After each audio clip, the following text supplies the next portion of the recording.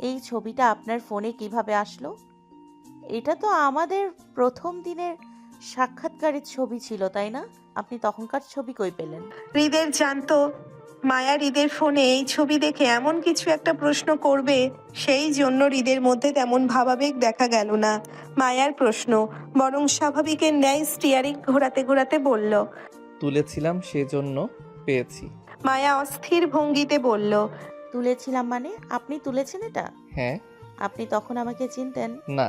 তাহলে সন্দেহ হয়েছিল। কি সন্দেহ করেছিলেন? আমি আপনার বউ হতে পারি এটা? হুম।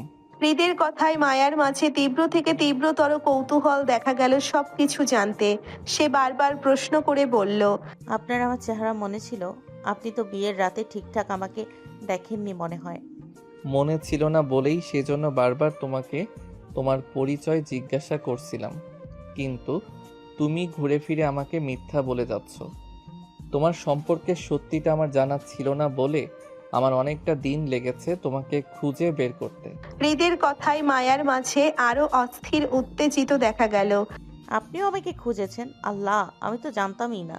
কবে থেকে খুঁজেছেন? হৃদ মায়ার এই প্রশ্নের উত্তরটা দিতে না চেয়ে তেরামি করে বলল। জানি না। মায়া অস্থির ভঙ্গিতে পুনরায় বলল। প্লিজ প্লিজ বলুন না, এমন করছেন কেন? কবে থেকে খুঁজছেন আমাকে? আমাদের বিয়ের পরদিন থেকেই? না, তাহলে কবে থেকে? তোমাকে দেখার পর মনে হয়েছে তোমার খোঁজ করা উচিত। মায়া পরপর প্রশ্ন করে বলল। তাহলে আমাকে কবে খুঁজে পেলেন? কবে জানতে পারলেন আমি আপনার বউ? যেদিন সকালে থাপ্পড় খেয়েছিলে সেদিন। হৃদের কথায় মায়া উৎসাহিত মুখটা ফুস করে নিভে গেল। মনে পড়ে গেল হৃদের হাতের তিনটে থাপ্পড় খাওয়ার কথাটা। কেউ যে হারিয়ে যাওয়া বউকে খুঁজে মারতে পারে তা জানা ছিল না ওর। কই, মায়া তো হৃদকে মারেনি, বরং স্বামীকে খুঁজে পেয়েছিল বলে পাগল পাগল হয়ে জড়িয়ে ধরেছিল। আর মায়ার তেরা স্বামী কি করলো, ওকে মারলো? কই, সে মায়াকে আদর করবে বউকে চিনতে পেরেছে বলে তা না করে উল্টে মায়াকে মারলো। মায়া মন খারাপ করে হৃদকে পুনরায় প্রশ্ন করে বলল। আপনি সেদিন আমাকে এভাবে মারলেন কেন? হৃদের উত্তর আসলো তৎক্ষণাৎ। কারণ ছিল তাই। কি এমন কারণ ছিল যে হারিয়ে যাওয়া বউকে খুঁজে পাওয়ার পরেও মারতে হবে আপনার? একটু আদরও তো করতে পারতেন, তাই না? তুমি আদরের মানুষ, তাই মেরেছি। আদর করতে না পারেন? অন্তত আপনি সত্যিটা জানার পর আমাকে জানাতে পারতেন, তাই না? মায়ার কথায় হৃদ ফের কপাল কুঁচকে মায়ার দিকে তাকাতে তাকাতে বলল। তুমি আমাকে জানিয়ে পালিয়েছিলে সেদিন রাতে যে আমি জানাবো। আমি জানাইনি বলে আপনি জানবেন না? আপনি তো দেখছিলেন আমি কতটা পাগল পাগল হয়ে আপনার খোঁজ করছিলাম, তাই না? তো তুমিও তো দেখেছিলে আমি সেদিন রাতে অসুস্থ ছিলাম, তারপরও তো অজ্ঞান অবস্থায় আমাকে ফেলে এসেছিলে, তাই না? হৃদের কথায় মায়ার অপরাধ বোধ হলো। মায়া ফের মন খারাপ করতে করতে বলল। আমি আপনাকে ফেলে আসতে চাইনি। আমি তখন অনেক ভয় পেয়েছিলাম, সেজন্য ভয়ে ভয়ে শেষ রাতে পালিয়ে গিয়েছিলাম, যাতে কেউ আমাকে খুঁজে না পায়। হৃদ সামনের দিকে ঘুরে যেতে যেতে বলল।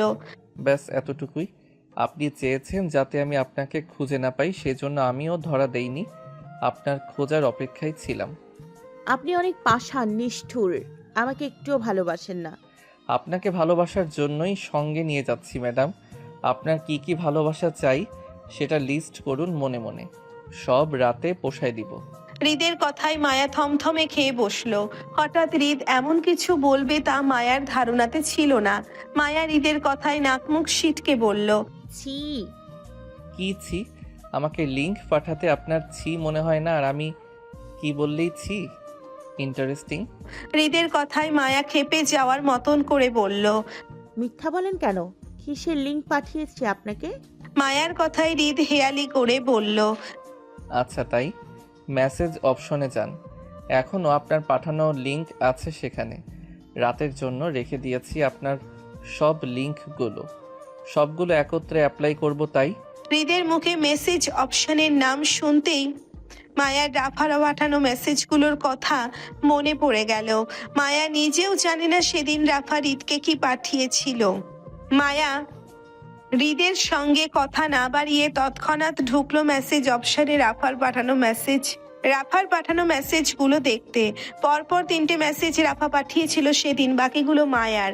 মায়া রাফা লাস্ট 3টে মেসেজ পড়ে চোখ কপালে উঠালো। সবগুলো আস্তা গফিরুল্লাহ কথাবার্তা। ছি, এত নোংরা কথা কেউ যদি কাউকে লিখে পাঠায়, সবগুলো কথাই কেমন নোংরা আর গা শিউরে ওঠার মতন। ছি। মায়া দাঁতে দাঁত চেপে রাফার পাঠানো লাস্ট লিঙ্কটাতে ক্লিক করতেই মায়াকে গুগল 18+ ওয়েবসাইট নিয়ে যেতেই অনাকাঙ্ক্ষিত কিছু ভিডিও দেখে তৎক্ষণাৎ চিৎকার করে উঠল হাতে ফেলে। ভাগ্যক্রমে সেই ফোন গিয়ে পড়ল হৃদের পায়ের উপর। ফোনের স্ক্রিনে তখনও ভিডিও প্লে হচ্ছিল, সেই সাথে কিছু অদ্ভুত অদ্ভুত শব্দ। মায়া এক চিৎকারে লাফ দিয়ে উঠে বসলো সিটের উপর, দুগালে হাত দিয়ে তওবা করতে করতে বলতে লাগলো, ছি ছি ছি, আস্তাগফিরুল্লাহ আস্তাগফিরুল্লাহ। আপনি এত খারাপ এইসব দেখেন? ছি, ইয়ক। মায়ার কথায় হৃদ ঘাড় বেঁকে কপাল কুঁচকে তাকালো মায়ার দিকে। তাকে লিঙ্ক পাঠিয়ে এখন তাকে দোষারোপ করছে সবকিছুর জন্য। বিষয়টা কেমন হয়ে গেল না? হৃদ গাড়ির স্পিড কমে আসলো, কিন্তু দৃষ্টি নত করে পায়ের দিকে তাকালো। সেখানে স্পষ্ট দেখা গেল কিছু অনাকাঙ্ক্ষিত দৃশ্য। হৃদের দেখা দেখি মায়াও তাকালো সেই দিকে ছিছি করতে করতে। ফোনের স্ক্রিনে চোখ পড়তেই আবারও আস্তা গফিরুল্লাহ নাইজুবিল্লাহ বলে চিল্লাতে লাগলো। হৃদ এক হাতে গাড়ির স্টিয়ারিং ঘোরাতে ঘোরাতে ঝুঁকে নিচে থেকে ফোনটা উঠালো। ফোনের স্ক্রিনের দিকে তাকিয়ে স্বেচ্ছায় ফোনের ভলিউম বাড়িয়ে মায়ার দিকে ফোনটা এগিয়ে দিতে দিতে বলল, তুমি চাইলে কন্টিনিউ করতে পারো, রাতের জন্য কাজে দিবে। মায়া তৎক্ষণাৎ নাক মুখ ছিটকে হৃদের থেকে দূরে সরে বসলো, গাড়ির সাথে সিটিয়ে উত্তেজিত গলায় বলল, ছি, সরান এটা। আমি আপনার সাথে যাব না, আপনি অনেক খারাপ। কি সব দেখেন? ছি। গাড়ি থামান, গাড়ি থামান, থামান বলছি, অসভ্য লোক। হৃদ মায়ার কথা শুনলো না, বরং ফোনটা বন্ধ করে ডেস্কের উপরে ঢিল মেরে রাখতে রাখতে বলল, সরি জান, আপাতত ফুল মোডে আছি। গাড়ি তো তোমার শ্বশুর বাড়ি গিয়েই থামবে। সন্ধ্যা 7:17, চাঁদবিহীন আকাশটা অন্ধকার বটে। শহর জুড়ে কৃত্রিম আলোর মেলা। রাস্তার দুধারের হলুদ আলোর ল্যাম্পপোস্ট থেকে শুরু করে উঁচু উঁচু বিল্ডিং এর ফাঁকে ফাঁকে শুধু যান্ত্রিক আলোয় চোখে পড়ছে মায়ার। 7তলা ভবনের 3য় ফ্লোরে দাঁড়িয়ে সে। খোলা ব্যালকনি জুড়ে মুক্ত হাওয়ার আভাস। যান্ত্রিক শহরে টিংটং শব্দ তুলে পারাপার করছে ফুট তোলা রিক্সাগুলো। অল্প স্বল্প শীতের আভাসে গায়ের ওড়নাটা টেনে চাদরের মতন জড়ালো মায়া। হাতে মায়াদের পারিবারিক ফোন, অথচ দৃষ্টি অদূরে রাস্তায়। মন খারাপের মায়ার উদাসীনতা ওর চেহারায় দৃশ্যমান। দুপুরে হৃদের সঙ্গে মুরাদপুরের এই ফ্ল্যাটে উঠেছিল মায়া। তখন থেকে এখনো অবধি এই ফ্ল্যাটেই আছে সে। মায়াকে নিজের ফ্ল্যাটের চাবি দিয়ে তৎক্ষণাৎ বেরিয়ে যায় হৃদ নির্বাচনের কাজে। বলেছিল জলদি ফিরবে, কিন্তু এখনো অবধি লাপাত্তা সে। কোথায় আছে মায়া জানে না, তবে মায়ার তদারকির জন্য একজন বয়স্ক মহিলা আছে এই ফ্ল্যাটে। ওনার নাম সম্ভবত স্বপ্না আপা। মায়া শুনেছিল রাহাতকে এই নামে ডাকতে মহিলাটিকে। বর্তমানে তিনি রান্না করছেন হয়তো। আর মায়া হৃদের রুমের বারান্দায় দাঁড়িয়ে অন্ধকার আকাশে লুকায়িত তারার সন্ধানে করছে। জুই মায়া দুজনের হাতে যে ফোনটা আরিফ দিয়েছিল, সেটা বর্তমানে মায়ার হাতে আছে বলেই জুইয়ের সঙ্গে যোগাযোগ করতে পারছে না মায়া। আর না নিজ বাড়ির খবর পাচ্ছে কোথা থেকে। মায়ার মন ভীষণ ছটফট করছে বাড়ির খবর জানতে। মায়া বিয়ের খবরটা নিশ্চয়ই এতক্ষণে সবার কানে পৌঁছে গেছে। মুক্তা নিশ্চয়ই জানিয়েছে সেটা, কিন্তু মায়া সবার সাথে যোগাযোগ করবে কিভাবে? জুই ছাড়া আপাতত মায়া কারোর সাথে যোগাযোগ করার সাহস করতে পারছে না। আরিফ তো পূর্ব থেকেই মায়ার উপর রাগান্বিত ছিল, আর আজ থেকে মুক্তা সেই দলে যোগ হলো। আর এখন নিশ্চয়ই মায়ার পুরো পরিবারও মায়ার উপর ভীষণ রেগে আছে, যার জন্যে মায়া চাইলেও সাহস করে কারোর সাথে যোগাযোগ করতে পারছে না। বাড়িতে কার কি পরিস্থিতি সেটাও জানতে পারছে না, যার জন্যে মায়ের মনটা ভীষণ ছটফটে ব্যাকুল হয়ে আছে জুইয়ের সঙ্গে যোগাযোগ করতে। জুই তো মায়ের থেকে বেশি একটা দূরত্বে নয়, মাত্র 10 মিনিটের রাস্তা। ওদের মুরাদপুরের বাসাতেই আছে জুই, আর মায়া আছে হৃদের বাসায়। দুটো বাসার দূরত্ব বেশি না, মাত্র 10 মিনিটের রাস্তা। হৃদের অনুপস্থিতিতে মায়া বেশ কয়েকবার চেয়েছিল নিজেদের বাসায় চলে যেতে, কিন্তু হৃদের ভয়ে যেতে পারেনি। তাছাড়া এই মুহূর্তে আরিফের সামনে বা কিভাবে দাঁড়াবে মায়া? সেই মুখ তো অনেক আগেই হারিয়েছিল ও, আজ আবার নতুন করে হারালো মায়ার জন্যে। মুক্তাকে সবার কাছে অপমানিত হতে দেখে আজকে যাবতীয় ঘটনা নিশ্চয়ই আরিফের কানে গেছে। এখন তো মায়া আরো খারাপ হয়ে গেল আরিফের চোখে। বিষাক্ত মনস্তাত্ত্বিক ভাবনায় মায়ার মন বিষিয়ে উঠল তিক্ততায়। ফুপিয়ে কেঁদে উঠল গ্রিল চেপে। বাস্তবতা এত কঠিন মায়ার জানা ছিল না। মায়ার না চাইতেও নিজের পরিবারের মানুষকে বারবার আঘাত করছে অজান্তে। মায়ার ফোপানো কান্নার মাঝেই হাতের ফোনটা ভোভন শব্দ করে কেঁপে উঠল। চমকে ওঠার মতন তাড়াহুড়ো গ্রিল থেকে মাথা তুলে ফোনের দিকে তাকাতেই চোখে পড়ল স্ক্রিনে থাকা আরিফের নাম্বারটির দিকে। আজ 3 মাস পর আরিফের সঙ্গে কথা হবে ভেবে মনটা যেন খুশিতে নেচে উঠল। ঠিক তেমনই ভয়ার্থ হলো যদি কোনো খারাপ সংবাদ শুনতে পায় সেই ভয়ে। মায়া এক মুহূর্তের জন্য মনে মনে দোয়া করলো যাতে ওর পরিবারের কারো কিছু না হোক। তাহলে মায়া নিজেকে কখনো ক্ষমা করতে পারবে না।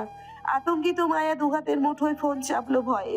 কম্পিত হাতের কম্পন দৃঢ় হলো যখন প্রথমবার কল কাট হওয়ার সঙ্গে সঙ্গে দ্বিতীয়বারের মতন ফোনটা তৎক্ষণাৎ কেঁপে উঠল। তখন মায়া ভয় দৃঢ়তায় পৌঁছলো। দুঃসংবাদের আভাসে ভয়ে ভয়ে ফোন কানে তুলে কম্পিত স্বরে বলতে চাইলো, হ্যালো ভাই।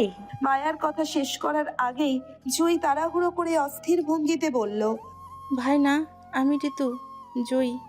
জুইয়ের গলায় যেন জান ফিরে পেল মায়া। প্রাণ ভরা নিঃশ্বাসে অস্থিরতায় বলল, জুই, কই তুই? তোর সাথে যোগাযোগ করার জন্য জান বেরিয়ে যাচ্ছে আমার। বাড়ির সবাই। মায়া স্বস্তির কারণ বুঝতে পেরে জুই মায়ার কথা শেষ করতে না দিয়ে বলল, তুই বাড়ির জন্য টেনশন করিস না, আপাতত সব ঠিক আছে। এখনো বাড়িতে কিছু জানানো হয়নি। আরিফ ভাইয়া বা মুক্তা আপু কেউই বাড়িতে এখনো জানায়নি তোর বিষয়টা। জুইয়ের কথায় মায়া ভীষণ আশ্চর্য হলো। আজকের ঘটনার পর অন্তত মায়ার বিয়েটা ওর পরিবার থেকে লুকিয়ে থাকার কথা না। অন্তত মায়ার বড় বোন মুক্তা দ্বারা তো নয়। মায়ার জন্য সবাই কত মুক্তাকে অপমান করলো, অথচ মুক্তা এখনো মায়ার বিষয়ে চুপ। তাছাড়া আজকের ঘটনার পর মায়া আশা করেনি ওর বড় ভাই বোন চুপ থাকবে এই বিষয়ে। মায়া ভারী আশ্চর্যের ন্যায় চোখের পানি মুছতে মুছতে অবিশ্বাস্য গলায় ফের জুইকে শুধিয়ে বলল, আরিফ ভাই, মুক্তা আপু কেউ বাড়িতে কিছু বলেনি? না। সত্যি?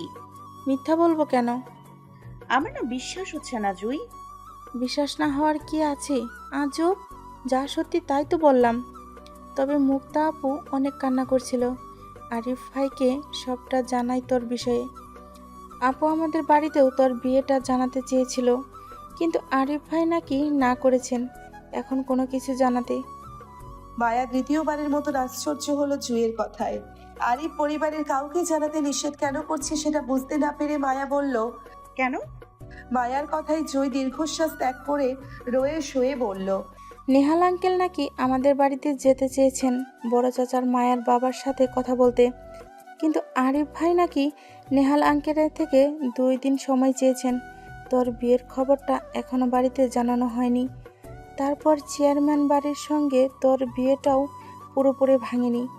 সেজন্য আরিফ ভাই চাচ্ছেন আগে আমাদের বাড়িতে তোর বিয়ের ব্যাপারটা সবাইকে জানাবে, তারপর সকলকে বুঝিয়ে বাজিয়ে প্রস্তুত করবে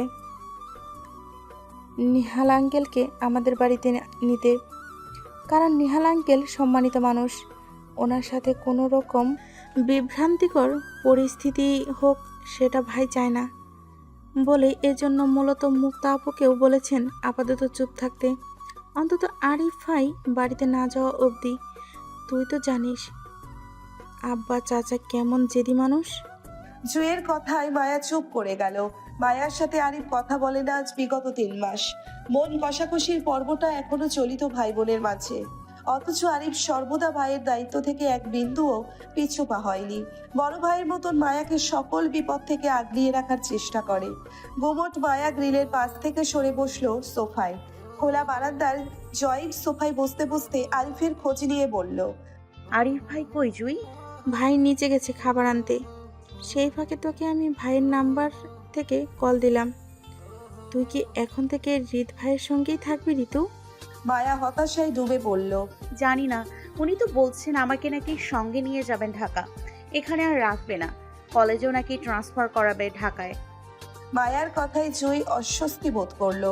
দুজন হুটহাট একত্রে থাকার সিদ্ধান্তটা কেমন জানি লাগলো জুইয়ের। মায়াকে হুট করে হৃদ নিয়ে যাবে ভাবেনি জুই। তাছাড়া মায়াও নিজ পরিবারের পারমিশন ছাড়া এইভাবে হৃদের সঙ্গে চলে যাবে সেটাও ভাবেনি ও। অন্তত ওদের পরিবারের ঝামেলা মিটে গেলে তখন দুই পরিবারের সম্মতিতে একত্রে বসবাস করলে বিষয়টা আরো সুন্দর দেখাতো, এমনটা জুঁইয়ের ধারণা। কিন্তু মনের অস্বস্তিতে জুঁই মায়াকে বিষয়টা খোলসা করে বলল না, বরং ভিতরে চেপে গেল। মায়া জুঁইকে চুপ করে যেতে দেখে ফের বলল, আরিফ ভাই আমার খোঁজ করেছিল জুই? না। জুঁইয়ের কথায় মায়া আবারও অবিশ্বাসের ন্যায় শুধিয়ে বলল, ভাইয়া জানতে চাইনি আমি কোথায় আছি? জুঁই আত্মবিশ্বাসের সঙ্গে বলল, না, ভাইয়া মনে হয় জানে তুই হৃদ ভাইয়ার সঙ্গে আছিস সেটা। জুঁইয়ের কথায় মায়া উত্তর করতে পারল না, তাই ছোট শব্দে বলল, ও আচ্ছা শোন ঋতু, কাল কলেজে যাবি না? আমার তোর সঙ্গে অনেক কথা আছে।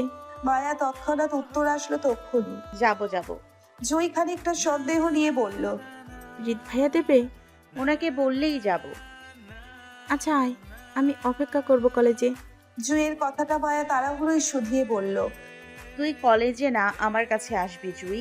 আমার এখানে কোনো জামা কাপড় নেই, তুই সকালে আসার সময় আমার জন্য কাপড় আর বইগুলো নিয়ে আসবি কেমন?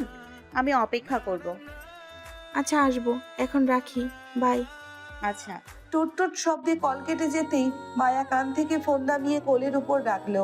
স্বাভাবিকের ন্যায় শ্বাসরুদ্ধের গুমোট নিঃশ্বাসটা যেন স্বস্তিতে ছাড়লো। প্রথমে বাড়ির কথা ভেবে মনটা যেন অস্থির ব্যাকুল হচ্ছিল, সেটা এখন আর নেই। অনেকটাই স্বস্তির হালকা হলো জুঁইয়ের সাথে কথা বলে। মায়া অন্ধকার খোলা আকাশের দিকে তাকিয়ে স্বস্তির আর আলো লাগার খোঁজ পেল, স্বস্তির আর ভালো লাগার খোঁজ পেল। কয়েক পলক আকাশের দিকে তাকিয়ে থাকতে অচিরে ভাবনায় হঠাৎ করে রাফার খেয়াল আসলো।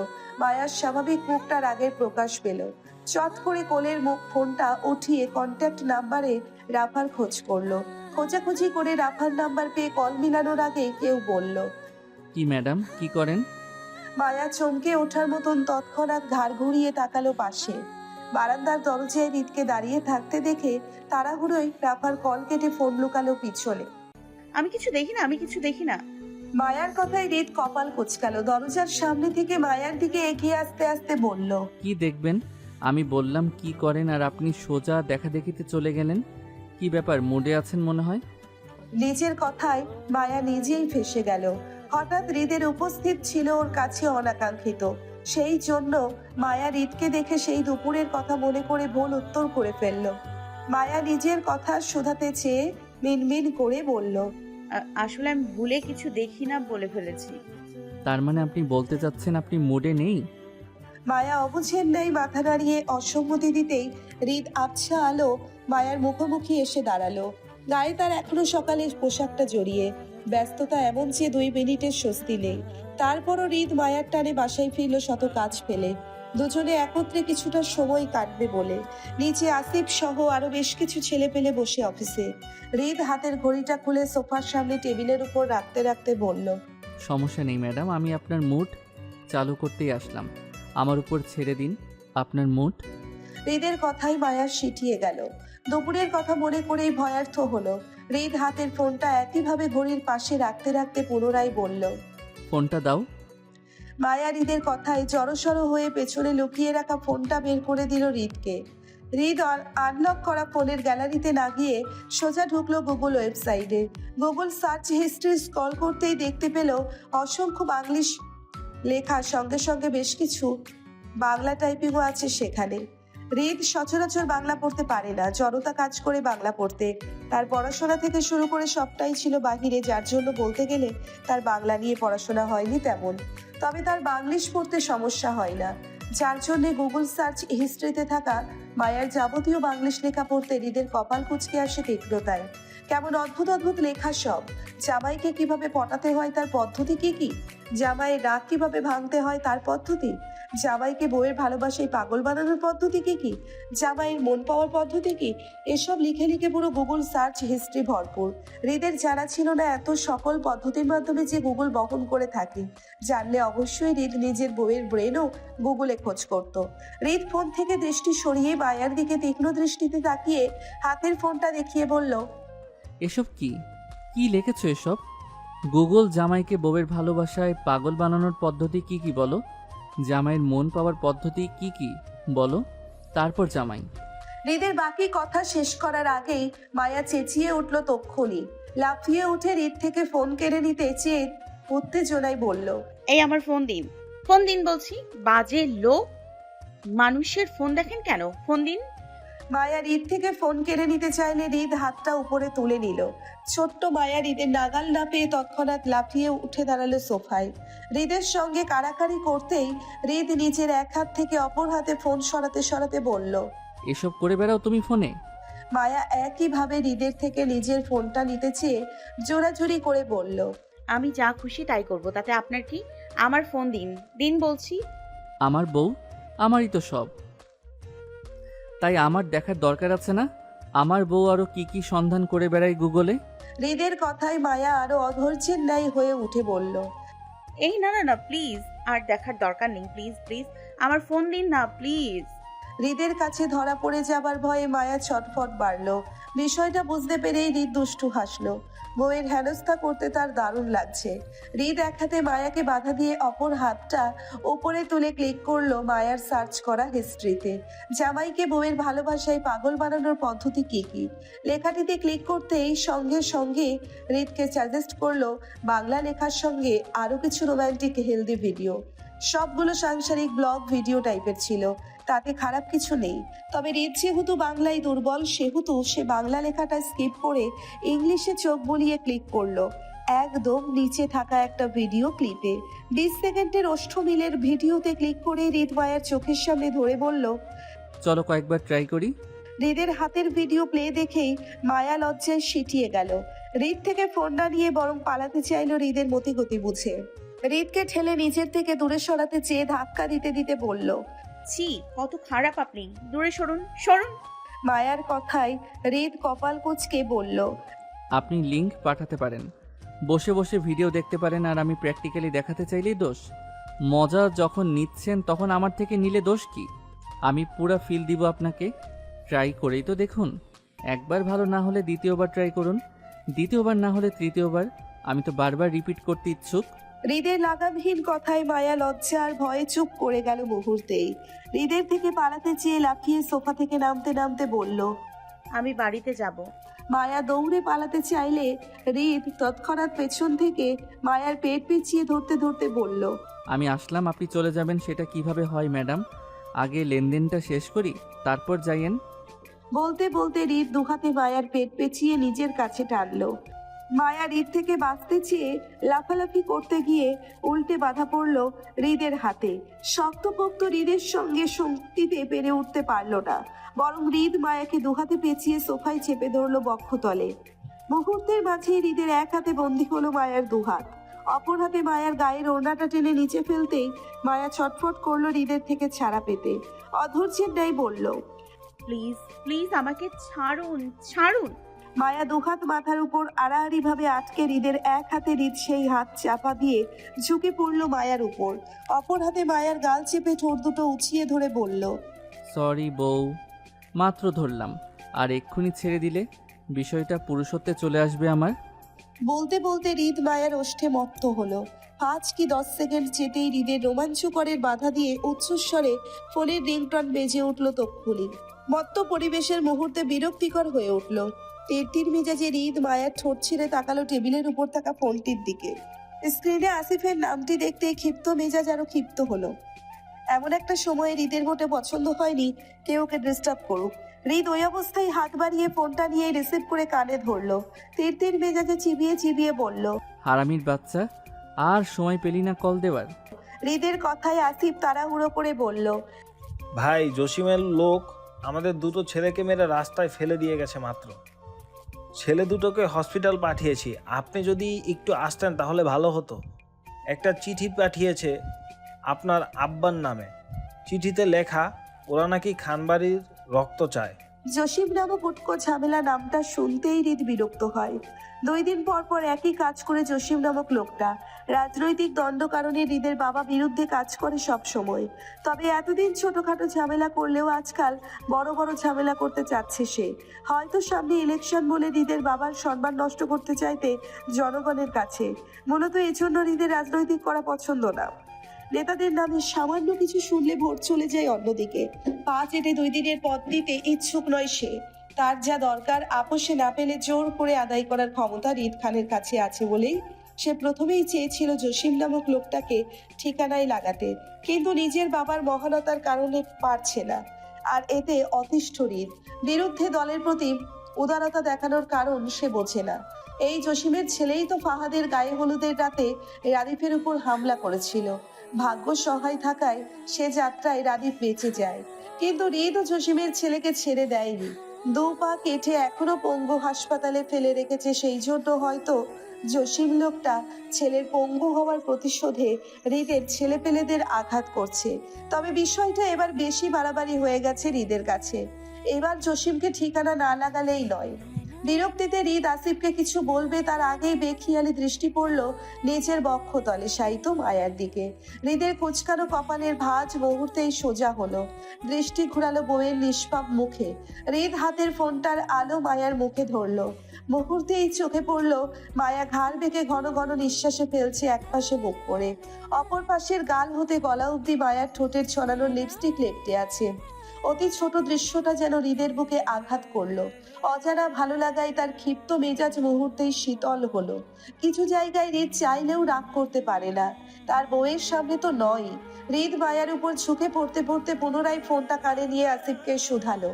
এক কাজ কর আসিফ, তুই গাড়ি বের কর, আমি আসছি। আজ জসিমের বাসায় দাওয়াত খেতে যাব আমরা, কি বলিস? জি ভাই। হৃদ ফের শুধালো আসিফকে। আমি নিচে না আসা অবধি যেন তোর দ্বিতীয় কল না আসে আমার ফোনে, মনে রাখিস? জি ভাই। আসিফ কল কেটে দিতেই হৃদ মায়ার দিকে তাকিয়ে থেকে হাতে ফোনটা আস্তে করে রাখলো টেবিলের উপর। পুনরায় একইভাবে মায়ার উপর ঝুঁকে গলায় ডুবে মায়াতে মত্ত হতে হতে বলল।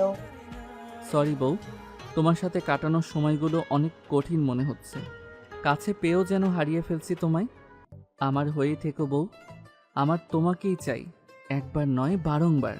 রাত 3:15। রাতের প্রহর ঘনিয়ে ভোর হতে চলল। সবে মাত্র বাসায় ঢুকলো হৃদ। চারপাশে নিস্তব্ধ আর নিশ্চুপ পরিবেশ। এত রাতে নিশ্চয়ই কেউ জেগে থাকবে না। হৃদের পেছন পেছন আসিফও এসেছিল, তবে সে নিস্তলায় চলে গেল নিজের বরাদ্দকৃত রুমে ঘুমাতে। জসিমের ব্যাটার শেষ করতে করতে তাদের এতটা সময় লেগেছে, আশা করা যায় আজকের পর জসিম বা তার লোকজন অন্তত হৃদের বাবার পিছনে লাগবে না। ফ্ল্যাটের দরজা খুলে ভেতর থেকে লক করতে করতে আশেপাশে নীরব দৃষ্টিতে তাকালো হৃদ। ড্রিম লাইটের আলোয় জনমানবহীন বসার ঘরটা দেখে এগোলো নিজের কক্ষের দিকে। চাপানো দরজা ঠেলে রুমে ঢুকতেই চোখে পড়ল খালি ঘরটাকে। বুঝতে পারলো মায়া হৃদের ঘরে ঘুমায়নি।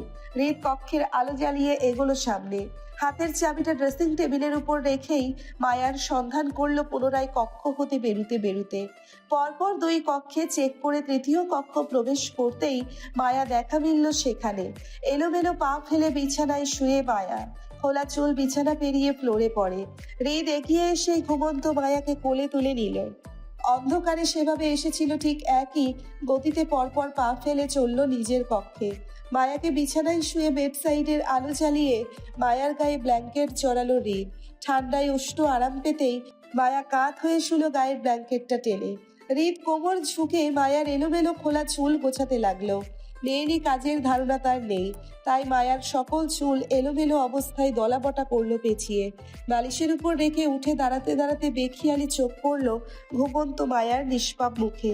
অল্প আলোয় কেমন ঝলমল করছে মায়ার রূপ। হৃদ কপাল কুঁচকে হাঁটু গেড়ে বসলো মায়ার সম্মুখে। পরপর কপালে ভাঁজ ফেলে দৃষ্টি ঘুরালো মায়ার মুখে। এই মুখটা তাকে ভীষণ ডিস্টার্ব করে, অথচ এই মুখটার দিকে তাকালে সবাই বলবে এই নারী কত নিষ্পাপ। সে কাউকে জ্বালাতেই পারে না, অথচ হৃদ জানে এই নারী কতটা ভয়ঙ্কর। হৃদের মতন শক্ত পার্সোনালিটির মানুষকেও এই নারী বাধ্য করতে পারে। এই তো আজ যেমন বাধ্য হয়ে বউয়ের সামনে ঝুঁকে আছে, এর থেকে বড় প্রমাণ কি হতে পারে? হৃদের কুচকানো কপালের ভাঁজ সোজা করলো। মায়া গালে আসা চুলগুলো সরিয়ে দিতে চাইলে ঠান্ডা হাতের ছোঁয়া পড়লো মায়ার গালে। বরফের নাই ঠান্ডা হাতের ছোঁয়া পেতে ঘুমন্ত মায়া নড়ে উঠল অল্পে। হৃদ নিজের ঠান্ডা হাতটা তবুও সরালো না মায়ার গাল থেকে, বরং আক্রোশের নিজের কাজ করলো। মায়ার গালে আসা চুলগুলো কানের পিছনে গুজে দিতে দিতে নিচে ঠান্ডা হাতটা মায়ার গালে চেপে ধরলো। মায়া আবারও নড়ে উঠতেই হৃদের দৃষ্টিতে নমনীয়তা দেখা গেল। দীর্ঘশ্বাস গোপন করে হৃদ বলল, আজকেও তুমি বেঁচে গেলে বউ, তবে দিন আমারও আসবে, এই একই বিছানা তোমার রাত জাগার সাক্ষী হবে। কথাটা বলেই হৃদ নিচের উষ্ণ ঠোঁট ছোঁয়ালো মায়ার গালে। শব্দ করে চুমু খেলো পরপর একই জায়গায়। মায়ার সঙ্গে ঘনিষ্ঠতা বাড়িয়ে মায়ার নাকে নাক, কপালে কপাল ঠেকিয়ে নিশ্চুপ রইল হৃদ। ধীরে বলল, আমার তুমি কখন আপন হয়ে গেলে বউ, তোমায় ছাড়া কিছু চলে না আমার, শূন্য আমি।